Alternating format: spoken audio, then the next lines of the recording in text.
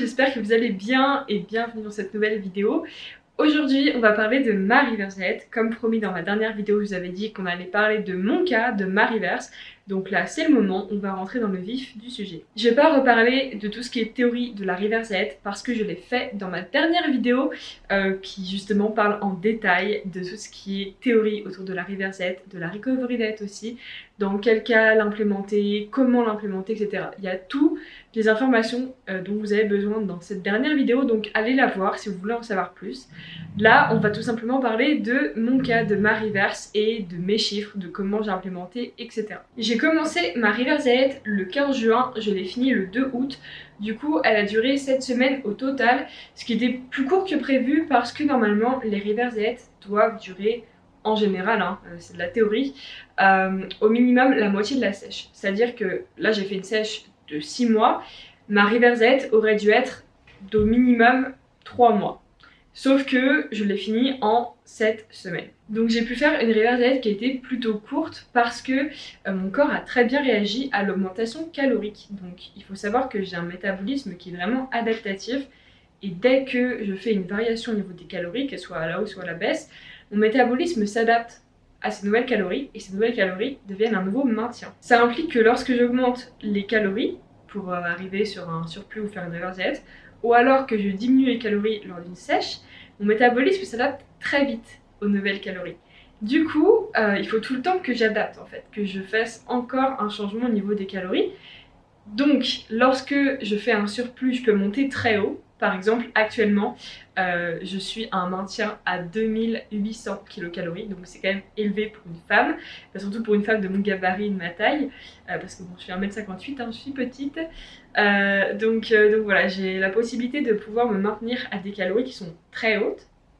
Par contre, quand je fais une sèche, je suis obligée de descendre très bas, parce que mon métabolisme s'adapte tellement vite qu'il faut que je fasse plein d'adaptations au cours de ma sèche et que je diminue assez fréquemment mes calories. Donc par exemple, ma sèche, je l'ai finie à 1300. Et si j'avais eu besoin de descendre plus bas en termes de masse grasse, j'aurais dû rajouter pas mal de cardio ou descendre même un tout petit peu plus bas. Donc du coup, avoir un métabolisme adaptatif, c'est bien quand on est en prise de masse, on va dire, en phase de construction musculaire et que du coup on peut manger beaucoup, mais c'est pas forcément cool quand on est en sèche et que du coup on descend très très bas. Du coup j'ai fini ma sèche, j'ai fait ensuite 2 cheat days et j'ai commencé ma Reverse à 1600 kcal. Puis au cours des 7 semaines, j'ai réussi à atteindre 2200 kcal en augmentant progressivement au fil du temps. Et du coup j'étais même un petit peu au-dessus de mon maintien calorique théorique qui était estimé à 2150 je crois. Du coup j'ai même été un petit peu au-dessus pour finir cette Reverse et mon corps a super bien réagi. Donc là, comme vous pouvez le voir dans mon petit fichier de suivi de progression, j'ai souvent augmenté par des paliers de 100 ou de 200 kcal. Donc au départ j'ai pu augmenter assez facilement d'une semaine à l'autre. Donc en passant de 1600, 1700, 1800 du coup, en augmentant de 100 calories par semaine. Puis ensuite, j'ai augmenté par palier de 200 kcal parce qu'en fait mon corps réagissait super bien, c'est-à-dire que mon poids n'augmentait pas énormément et je sentais que j'avais beaucoup plus d'énergie, je dormais beaucoup mieux, je me sentais beaucoup mieux de manière générale et à la salle j'avais des meilleures performances, j'étais plus forte, etc. Donc voilà, mon corps réagissait vraiment bien et j'ai tout simplement écouté mon corps et ma faim aussi parce que j'avais plutôt faim pendant cette Reverse. Donc j'ai augmenté tout ça assez rapidement et je me suis pas fixé, on va dire, des limites au niveau de l'augmentation en me disant non, il faut que je monte que de 50 kcal ou que de 100 kcal toutes les 2 ou 3 semaines. Là, si vraiment je me sentais bien, que je sentais que mon corps agissait bien, que mon poids n'augmentait pas trop, que visuellement je gardais une bonne composition corporelle, et j'augmentais en fait. Et j'ai augmenté de manière assez agressive parce que je voulais retourner assez rapidement sur une phase de surplus calorique, sur une phase de gain musculaire, de construction musculaire. Donc c'est pour ça que je voulais pas que ma Reverse s'éternise parce que j'avais comme objectif par la suite de passer sur une phase de construction musculaire, donc le plus vite j'étais dans cette phase, le mieux c'était. Donc c'est pour ça que la reverse a duré cette semaine.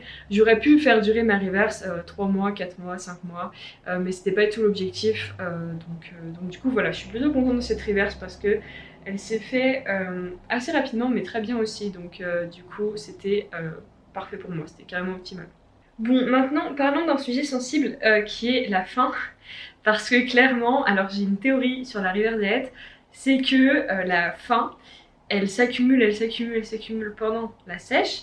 Mais finalement, pendant la sèche, on est vraiment... En fait, vu qu'on mange vraiment pas beaucoup et qu'on est tout le temps en restriction, on a faim, certes, mais c'est pas quelque chose qui est super puissant, on va dire. Je sais pas comment je pourrais... Franchement, il faut juste le vivre pour le comprendre. Mais on va dire que la faim en sèche, elle est plutôt gérable, je trouve. Surtout quand on a des bonnes stratégies de diète, etc. Et puis on est tellement focus sur notre objectif, on voit tellement des résultats au cours du temps, sur le court terme, etc. qu'on est à fond. Et finalement, la faim, on n'y fait pas tant attention que ça. Ou en tout cas, on la sent pas autant, je trouve. Par contre, quand on fait la reverse diet, c'est là où la faim, elle fait un sérieux kickback, mais genre bien sévère.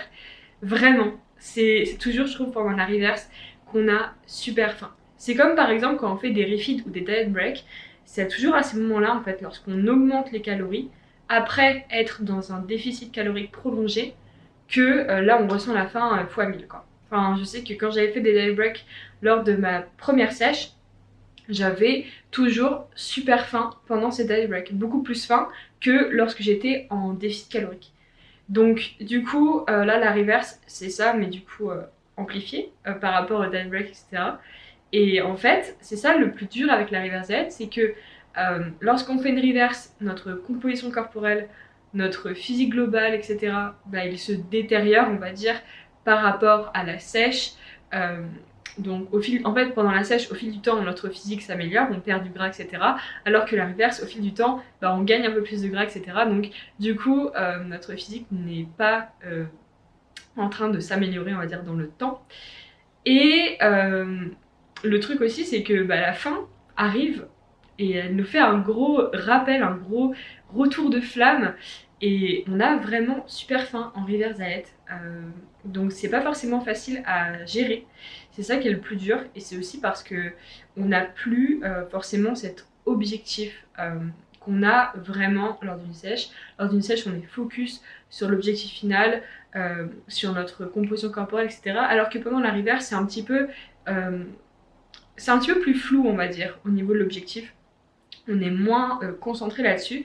Et du coup, l'accumulation de objectifs un peu moins définis, la composition corporelle et le corps qui changent, mais pas de la manière dont on le voudrait, et la faim qui arrive, bah clairement, c'est la reverse, je trouve que c'est vraiment plus compliqué que la sèche, je trouve. Donc du coup, voilà, je trouve que pendant la reverse diet, c'est assez dur à gérer, et la faim, clairement, elle revient en force, quoi. Du coup, il y a eu 5 jours sur mes 7 semaines, donc ça va encore, où j'étais en excès calorique. Donc je crois que j'ai fait à peu près 2 cheat meals, donc vraiment où j'étais avec des calories, un excès assez élevé. Je pense que j'étais à peu près à 6000, 7000, 8000 kilocalories à peu près sur la journée du coup, lorsque j'ai fait des cheat meals. Et j'ai fait 3 jours où j'ai été en surplus calorique, mais pas non plus extrême. Donc je pense un surplus de 1000 ou de 1500 kilocalories maximum. Donc ça reste un surplus calorique, hein, mais c'était quand même moins important que lorsque j'ai fait les 2 cheat meals. Donc du coup, 5 jours au total où j'étais au-dessus de mes calories. Parce que bah, je suis humaine aussi, et moi aussi j'ai des moments où j'ai un peu de mal à me contrôler lorsque je mange, et ça m'arrive aussi d'avoir comme ça des excès caloriques qui n'étaient pas prévus, et voilà. Donc faut juste arriver à mieux les gérer par la suite, à trouver les causes et à résoudre les problèmes s'il y en a derrière tout ça. Mais voilà, du coup j'ai fait 5 jours où j'étais en surplus calorique non prévu, hein, sur mes 7 semaines de River's Edge. Donc bon, ça va encore et c'était pas non plus des surplus énormes, c'était pas des énormes cheat days à 10 000 ou plus calories. Du coup, ça n'a pas eu d'impact trop important sur mon physique. Parlons de mon physique du coup. En fait, je suis plutôt satisfaite de cette River's Edge parce que, comme je vous l'ai dit, malgré l'augmentation assez rapide de mes calories, assez importante, et malgré ces 5 jours où j'étais en surplus calorique, finalement j'ai réussi à maintenir une composition corporelle qui me plaît bien, une composition corporelle qui était assez proche de ma fin de sèche, donc j'ai pas pris trop de gras en fait pendant cette River's Edge. En tout cas, je trouve que visiblement c'est pas forcément quelque chose qui est flagrant. Mon poids a un petit peu augmenté, oui, mais le poids augmente aussi via le glycogène, parce que du coup on va stocker plus de glycogène vu qu'on mange plus de glucides. Et 1 g de glycogène stocke 3 g d'eau avec lui, donc du coup on a aussi plus de rétention d'eau, donc plus de glycogène avec la rétention d'eau, aussi plus d'aliments dans nos intestins, donc on pèse plus lourd, et un petit peu de gras évidemment, ce qui fait que voilà, le poids a augmenté, mais visuellement je trouve que ma composition corporelle est restée vraiment propre par rapport à la fin de ma sèche. Donc du coup je suis plutôt contente par rapport à ça, c'était l'objectif, parce qu'en fait je voulais vraiment partir sur une base physique, une composition corporelle la plus propre, avec un taux de masse grasse le plus bas on va dire possible, pour commencer ma phase de construction musculaire, parce qu'évidemment pendant cette phase là je vais gagner du coup plus de gras, et je voulais qu'elle dure sur le plus long terme possible, pour avoir vraiment une construction musculaire optimale et avoir le plus de masse musculaire ajoutée pendant cette période-là. Donc du coup voilà, c'était vraiment l'objectif de garder une composition corporelle avec un taux de masse grasse le plus faible possible. Et je trouve que c'est plutôt réussi, je suis plutôt contente de cette River's Edge, je trouve qu'elle s'est vraiment bien passée. Et je suis contente de la composition corporelle que j'ai obtenue au final. Je vais vous mettre maintenant 2 vidéos, donc une vidéo de mon physique en fin de sèche et une vidéo de mon physique en fin de River's Edge en parallèle pour que vous puissiez comparer. Donc c'est parti, on va regarder ça ensemble. Making money like a mint, laying in my ice like shrimp, making condition that I'm in, coming with the freshness.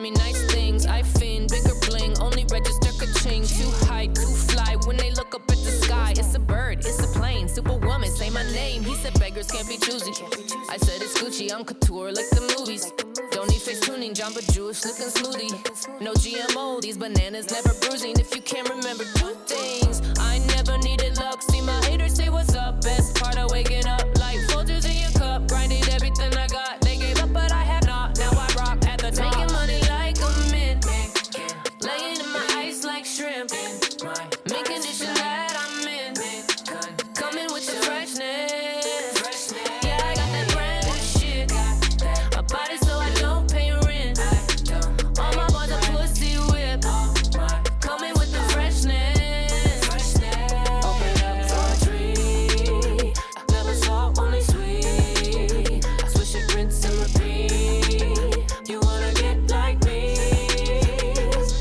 big bars, mint cars, lined up on the boulevard, in this beat, push hard, we might set off some alarms, he deceit, pussy treat, bend it over, he's deceased, they might talk a lot of game, but they can't back up the claims, I see it and believe it, he's in agreement, cut the check like you mean it, lick it and seal it, never kiki in my feelings, it's too appealing, breaking glass in your ceilings, if you can remember 2 things, I never needed luck, see my haters say what's up, best part of waking up, like Folgers in your cup, grinded everything I got, you gave up but I have not, see me rock at the top, making money like a mint, laying in my ice like shrimp, make condition that I'm in, coming with the freshness, yeah I got that brand new shit.